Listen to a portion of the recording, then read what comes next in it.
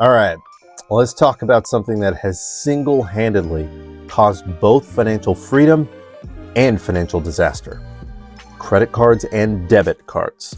Because apparently we all need a little piece of plastic to tell us how much money we don't have. Today we're going to talk about credit cards versus debit cards. Which should you use? Before we jump in, if you enjoy learning about money in a way that doesn't make you feel like you're stuck in a finance class from hell, go ahead and like this video. Or don't. Just know that every time you don't hit the like button, an accountant loses their calculator.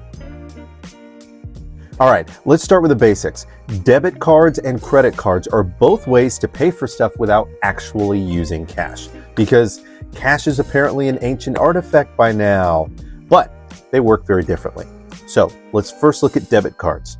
Think of a debit card like your overly responsible friend. You can only spend what you actually have in your bank account. No surprises, no debt, just cold, hard reality smacking you in the face every time you check your balance. Now, a credit card is like the one friend who says, "Don't worry, I got you," but then immediately hands you an invoice with 20% interest? What? It lets you borrow money from the bank up to a certain limit, which is great, until you forget that borrowed means pay it back or suffer. So why would anyone choose one over the other? Well, let's talk about the perks. Because let's be real, the only reason some people have credit cards is to chase rewards like a dog after a squirrel. First, debit card perks. They're simple. They're straightforward. No debt. It's like the Toyota Corolla of payment methods. Nothing fancy, but it gets the job done. Second aspect, there's no interest charges because you're spending your own money, so you don't need to worry about banks secretly plotting against you. Now on to credit card perks. Number one, it builds credit. You know, that thing that determines whether or not you get a house or have to live in your parents' basement forever. The second aspect is fraud protection. If someone steals your debit card, your actual money disappears. But if someone steals your credit card, the bank loses that money. And trust me, they will be getting that money back. And thirdly, rewards. Cashback, points, airline miles, basically credit card companies bribing you to use their money. And who doesn't love a good bribe? Speaking of rewards, did you know that following me on social media gives you 1,000 imaginary points toward being financially literate? Yeah, it's a thing. So go ahead and follow. Your future self will thank you. Right down there. Go ahead. Yeah. Okay. Yeah. Now, let's talk about the not so fun part, the risks.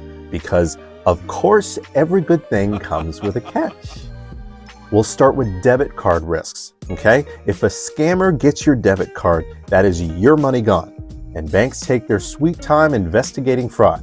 So, good luck buying groceries while you wait.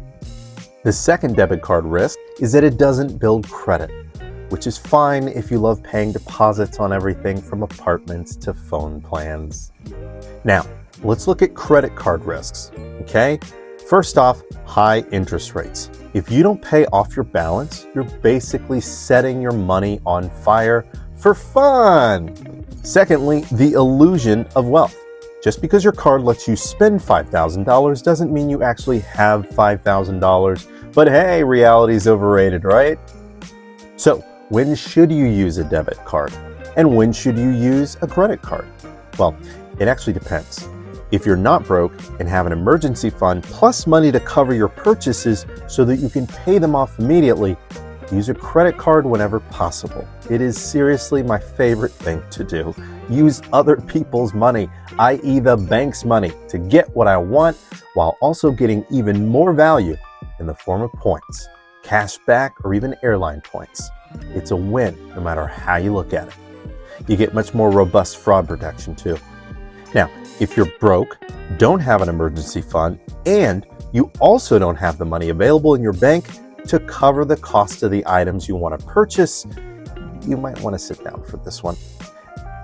You shouldn't be buying anything because you have no funds to do so. Instead, you should be actively putting away 15% of everything that lands into your bank account every single payday into a high-yield interest savings account until you have saved 3 months of expenses as a safety net. In the meantime, go lean. Eat lots of ramen noodles and rice, cut off your drinking habits, go to mom's house, meal prep for work so you're not eating out for lunch every day, and mow lawns on the weekend if you just have to speed up the process. Whatever you gotta do, folks. Sorry, there is no joke on that one. I am dead friggin' serious. That is real talk. If you don't have a high yield interest savings account, you can open one today and get 4.5% APY for the first 3 months, then 4% APY thereafter. It's an easy way to make sure your money grows while you still have access to it without penalties when you need it most. To open your high yield interest savings account, just go to the link in my profile and scroll down to Wealthfront High Yield Savings Account. Then click there to take advantage of one of the highest available interest rates on savings today. Trust me, you'll be glad that you did. Basically, debit cards keep you responsible when you're broke, and credit cards make you feel rich even when you don't have money, until the bill arrives. So please, only use a credit card when you have the money in the bank to immediately pay it off. And one more thing, this insane notion of an emergency credit card is absolute. There is no such thing as an emergency credit card. The last thing you need to do when you're down to your last dollar or even in the negative is to spend money you don't have at a revolving interest rate so high it will make your great grandma roll over in her grave. That's what savings is for, guys. Please don't fall into this trap. Credit cards are for responsible spending, and as a result, you will earn rewards for being responsible in the form of perks. Anything else you hear is literally a scam. Now, if you found yourself in a position where you've made some terrible choices with money and you're unable to pay off your revolving debt due to interest rates that have sent your debt spiraling out of control, I want you to go to the link in my profile. Then I want you to scroll down to Debt Management. Go ahead and click there, and then you'll want to click the green free evaluation button, which will take you down to the Take the First Step button. Click there, and you can fill out the contact form to include your name, your phone number, your email address, and your preferred language between English and Spanish and the state you currently reside in. Also, how much unsecured debt you currently have outstanding.